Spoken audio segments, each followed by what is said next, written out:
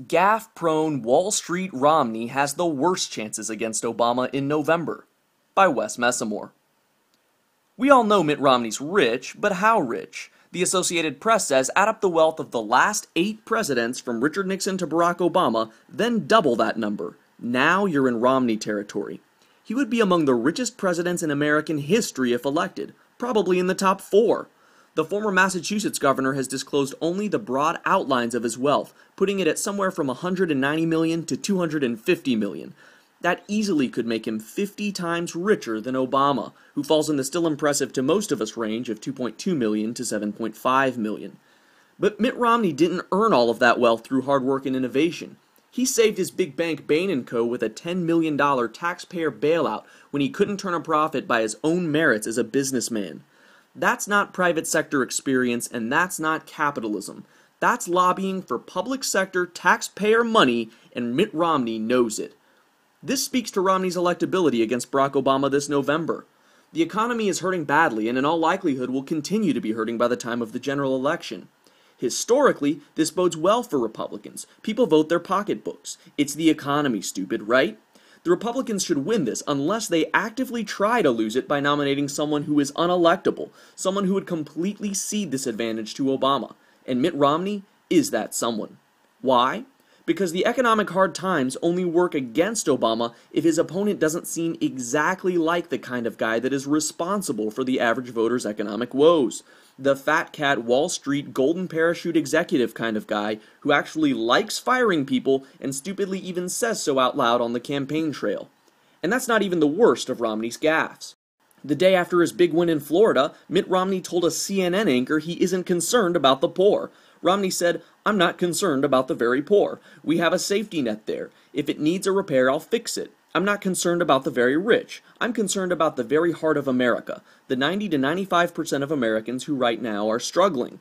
The interviewer asked him to clarify his remarks, saying, "There are lots of very poor Americans who are struggling who would say, that sounds odd." And it does.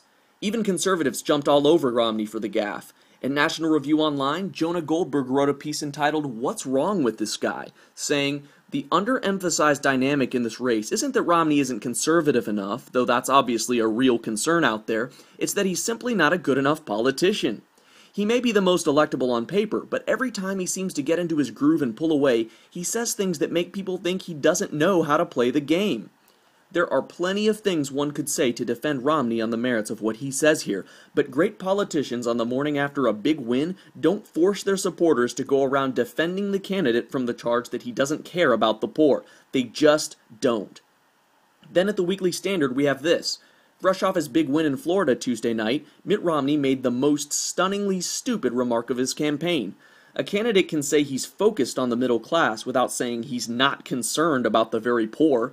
Just as a candidate can say he's focused on the economy without saying he's not concerned about national security. But Romney's remark isn't merely tone-deaf, it's also unconservative. The standard conservative argument is that a conservative economic agenda will help everyone. For the poor, that means getting as many as possible back on their feet and working rather than languishing as wards of the welfare state. Had Mitt Romney picked up his conservatism sooner, perhaps he would know these arguments by heart. But we all know that Mitt Romney's #1 appeal is not his conservatism. His main argument as a candidate is that he's the safe one. He's the polished one. He's the guy that can beat Obama. And he's obviously not any of these things. Want to run a rich Wall Street bailout recipient who says he's not concerned about the poor and likes firing people against Obama during these bad economic times? Go ahead. Make Obama's day. Obama is ready to turn the economic hard times around on Republicans if they give him an opportunity to. Mitt Romney would be that opportunity. As for the rest of the field, someone who made millions consulting for Freddie Mac during the housing bubble would also be that opportunity. Someone who was a senator during the Bush years and voted for all the deficit-busting budgets that have led us down this path would be that opportunity as well. But most of all, Mitt Romney would be that opportunity. Every Republican candidate other than Romney, who has enjoyed a moment in the spotlight as the party's possible savior, has seen their star fall the more voters actually got to realize just what a liability they'd be to the Republican Party. Maybe Mitt Romney's time has finally come. And on a side note, a mild-mannered country doctor and military veteran who has always voted against and opposed bailouts for big Wall Street banks, who actually predicted the economic crisis before it even happened, and who performs better with young voters, independents, and moderates than any other Republican candidate, would not be the opportunity Obama needs to turn this economy around on his opponent. If Republicans really mean it when they say that the most important thing is defeating Obama this November, even with a candidate who isn't perfect, then they absolutely must reject the candidacy of Mitt Romney as a major liability to that end, and embrace the one candidate who wouldn't cede the biggest advantage they have going into the general election, and that candidate is Ron Paul.